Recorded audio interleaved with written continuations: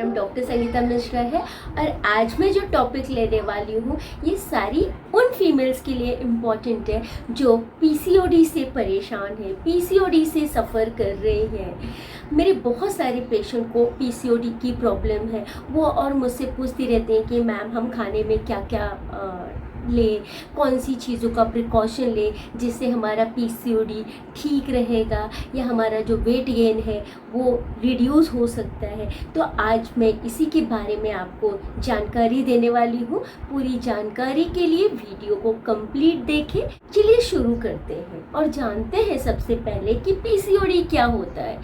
PCOD यानी polycystic ovarian disease, ये एक हार्मोनल डिसऑर्डर है जहाँ पर आपके ओवरीज जो है वो एक्सेस ऑफ एग प्रोड्यूस करने लगते हैं और वही एग फॉलिकल्स यानी सिस्ट में कन्वर्ट हो जाता है।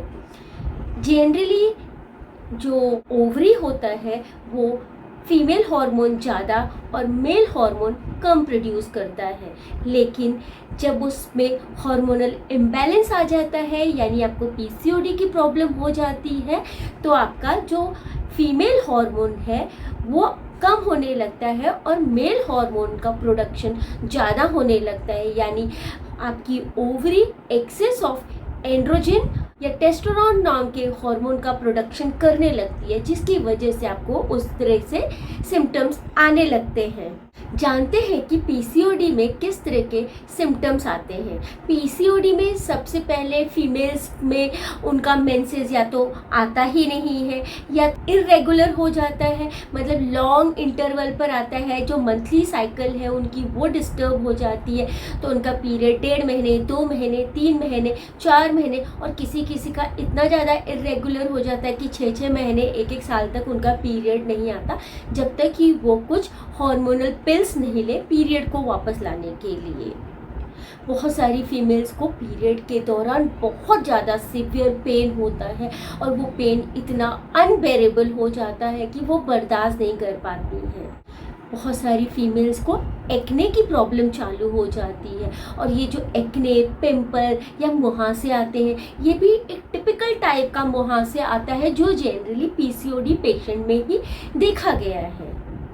फिर बहुत सारी फीमेल्स को पिगमेंटेशन फॉर्म होने लगता है। पिगमेंटेशन मतलब कि ब्लैकिश डिस्कलरेशन, मतलब आपके चेहरे में जैसे आपके माउथ के सराउंडिंग का जो एरिया है यहाँ कालापन हो जाता है, गले में कालापन दिखने लगता है, कालापन की एक परत सी दिखने लगती है।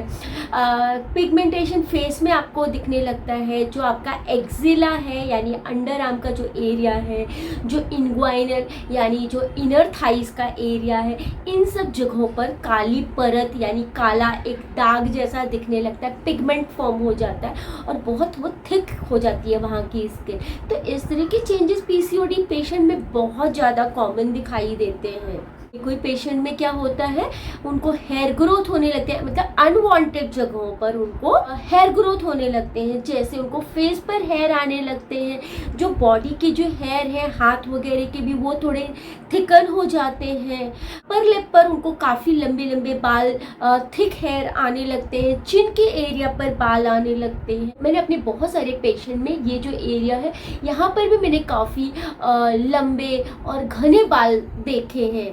जब तक वो वैक्सिंग नहीं करवाएं उनको एक अनकंफर्टेबल बना रहता है।